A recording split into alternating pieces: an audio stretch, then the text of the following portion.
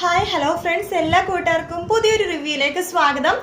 അങ്ങനെ ശ്യാം അഞ്ജലിക്ക് പുതിയൊരു സാരി സമ്മാനിക്കും കേട്ടോ. അങ്ങനെ നമ്മുടെ അഞ്ജലി ആ സാരി എടുത്തിട്ട് മുമ്പിൽ നിൽക്കുമ്പോൾ ശ്യാം ജസ്റ്റ് ശ്രുതിനെ ഒന്ന് ഇമാജിൻ ചെയ്ത് നോക്കുവാണ്. കാരണം ശ്രുതിയാണ് തൻ്റെ മുമ്പിൽ നിൽക്കണ പോലെ ശ്യാം തോന്നുവാണ്. അതിനുശേഷം ശ്രുതിനെ ഇങ്ങനെ നെഞ്ചോട് ചേർത്ത് പിടിച്ചിട്ട്, അതായത് അഞ്ജലിനെ എൻ്റെ നെഞ്ചോട് ചേർത്ത് പിടിച്ചിട്ട് ഇങ്ങനെ പറയുന്നുണ്ട്, ഈ സാരി നീ അതിമനോഹരിയായിട്ടുണ്ട്, നിന്നെ ഇത്രയും സുന്ദരിയായിട്ട് ഞാൻ ഇതിനു മുമ്പ് കണ്ടിട്ടില്ല എന്ന് പറയുമ്പോൾ അഞ്ജലിക്ക് വല്ലാത്ത സന്തോഷം തോന്നുവാണ്. കാരണം തന്നെ ഇത്രമാത്രം പുകഴ്ത്തി തൻ്റെ ഭർത്താവ് പറയുന്നുണ്ടല്ലോ എന്ന് ആലോചിച്ചിട്ട് പെട്ടെന്നാണ് ശ്യാമിനെ മനസ്സിലാവുന്നത്, അയ്യോ ഇത് അഞ്ജലി ആണല്ലോ എന്നുള്ള സത്യം. അതിനുശേഷം പിന്നെ ശ്യാം അവിടുന്ന് എസ്കേപ്പ് ഒക്കെ അടിക്കുന്നുണ്ട്. എന്തായാലും ഇനി വരാൻ പോകുന്ന വേറൊരു ഭാഗം കൂടി പറയാം. അങ്ങനെ അവര് നമ്മുടെ ശ്രുതിയും പ്രീതിയും കൂടിയിട്ട് സ്വീറ്റ്സും കാര്യങ്ങളൊക്കെ വിളമ്പുന്ന കാര്യം ഇന്നലെ പറഞ്ഞിരുന്നല്ലോ.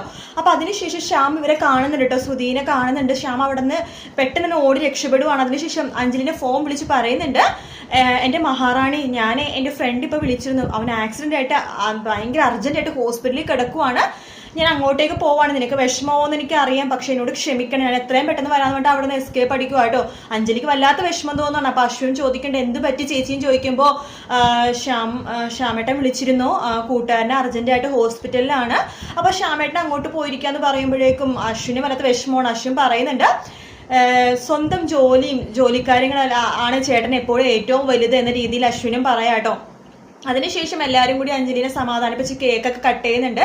എല്ലാവരും അഞ്ജലിക്ക് കേക്ക് കൊടുക്കുകയാണ്. അഞ്ജലിക്ക് ആകെ വിഷമമാവുന്നുണ്ട്. അതിനുശേഷം അഞ്ജലി അവിടെ മാറി നിന്നിട്ട് കരഞ്ഞുകൊണ്ടിരിക്കുന്ന സമയത്ത് ശ്രുതി അത് കാണുന്നുണ്ട്. ശ്രുതി അഞ്ജലി അടുത്ത് പറയുന്നുണ്ട്, ചേച്ചി എനിക്ക് ചേച്ചിയുടെ വിഷമം നന്നായിട്ട് മനസ്സിലാവും, ഭർത്താവ് കേക്ക് കട്ട് ചെയ്യുന്ന സമയത്ത് ഇത്ര നല്ലൊരു ദിവസം ഇല്ലാതെ നിന്നപ്പോഴേക്കും ചേച്ചിക്ക് വല്ലാത്ത വിഷമോയല്ലേ എന്ന് പറയുവാണ്. ചേച്ചി വിഷമിക്കൊന്നും വേണ്ട ചേച്ചി, ശരിക്കും പറഞ്ഞാൽ ചേച്ചി ഒരു സത്യം പറയട്ടെ എന്ന് പറഞ്ഞിട്ട് നമ്മുടെ ശ്രുതി പറഞ്ഞു തുടങ്ങാൻ പോകുമ്പോഴേക്കും നമ്മുടെ മുത്തശ്ശിയും അതുപോലെ തന്നെ അശ്വിനി ഇതൊക്കെ കേട്ടോണ്ട് പുറകെ നിൽക്കുന്നുണ്ട്. പക്ഷെ ശ്രുതി ഇത് കാണുന്നില്ല കേട്ടോ. അങ്ങനെ ശ്രുതി പറയുന്നുണ്ട്, ശരിക്കും പറഞ്ഞാൽ ഇതൊക്കെ വെറും അലങ്കാരങ്ങൾ മാത്രമല്ല ചേച്ചി, വെഡിങ് ഡേ എന്ന് പറഞ്ഞത് ഒരു ദിവസം മാത്രമാണ്, അതിലൊന്നും അല്ല കാര്യം, നമ്മുടെ മനസ്സിന്റെ ഉള്ളിൻ്റെ ഉള്ളിൽ ഒരു പ്രണയം, ഒരു സ്നേഹം, അതാണ് എപ്പോഴും നിലനിൽക്കേണ്ടത് ചേച്ചി. അന്ന് ആ പൂജ സമയത്ത് ചേട്ടൻ വന്നില്ലെന്ന് പറഞ്ഞിട്ട് ചേച്ചി ഇതുപോലെ കരഞ്ഞില്ലേ, എൻ്റെ ചേട്ടൻ അന്ന് അവസാനം വന്നില്ലേ ചേച്ചി, അപ്പൊ ചേച്ചിക്ക് അത്ര ഇഷ്ടമായത് കൊണ്ടിട്ടല്ലേ, അതുകൊണ്ട് ചേച്ചി വിഷമിക്കൊന്നും വേണ്ട, മനസ്സിനുള്ളിൽ ആ ഒരു സ്നേഹമാണ് ചേച്ചി ഏറ്റവും വലുതെന്നൊക്കെ പറയുമ്പോൾ അഞ്ജലിക്ക് വളരെ സന്തോഷം തോന്നുന്നു. അഞ്ജലി പറയുന്നുണ്ട്, ശ്രുതി നീ ഇപ്പം ഇങ്ങനെയൊക്കെ പറഞ്ഞപ്പോൾ എനിക്ക് വല്ലാതെ സമാധാനം തോന്നുന്നുണ്ട്, നീ പറഞ്ഞത് വളരെ നല്ല കാര്യങ്ങളാണ്, നീ എന്നെക്കാളും എത്രയോ പ്രായം കുറവാണ്, എന്നിട്ട് നീ ഇങ്ങനെയൊക്കെ പറയുമ്പോൾ എനിക്ക് വല്ലാതെ സന്തോഷമുണ്ടെന്ന് പറയാണ്. അങ്ങനെ അഞ്ജലി ഒന്ന് ചിരിക്കുന്നുണ്ട് കണ്ണ് തുടച്ചിട്ട്.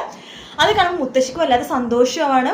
മുത്തശ്ശി നമ്മുടെ ഇങ്ങനെ ശ്രുതിയെ നോക്കിക്കൊണ്ട് മനസ്സിലിങ്ങനെ വിചാരിക്കുകയാണ്, ഈശ്വര ഈ കാലത്തും ഇങ്ങനത്തെ പെൺപിള്ളേരുണ്ടല്ലോ എന്നിങ്ങനെ വിചാരിക്കുക കേട്ടോ.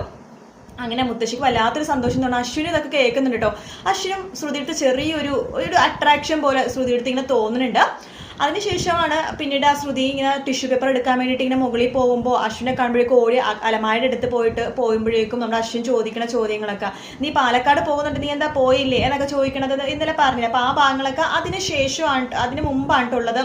അപ്പൊ എന്തായാലും നാളെ ശ്യാം അവിടെ നിന്ന് രക്ഷപ്പെടും എന്നുള്ള കാര്യം ഉറപ്പാണ്. ശ്യാമിന്റെ ശ്രുതി ഇപ്പോഴൊന്നും കാണില്ല, പക്ഷെ അടുത്ത് തന്നെ കാണും കേട്ടോ. എനിക്ക് തോന്നുന്നത് ഇത് ഹിന്ദിയിൽ പെട്ടെന്ന് എപ്പിസോഡ് കവർ ആവുന്നുണ്ടായിരുന്നു. അപ്പൊ ഇതിലാണ് കുറച്ചൊന്ന് ഡിലേ, പക്ഷെ എന്നാലും പെട്ടെന്ന് തന്നെ ഈ ശ്യാമിന്റെ കള്ളത്തരങ്ങളൊക്കെ അറിയും. പിന്നെ പ്രീതിയുടെ അതുപോലെ തന്നെ ആകാശിന്റെ വിവാഹം അതൊക്കെ തന്നെ അടുത്ത് നടക്കാൻ പോകുന്നത്. വീഡിയോ ഇഷ്ടപ്പെട്ടെങ്കിൽ ലൈക്ക് ചെയ്യുക, സബ്സ്ക്രൈബ് ചെയ്യുക, കമന്റ് ചെയ്യുക. മറ്റൊരു വീഡിയോ നാളെ കാണാം. Bye bye.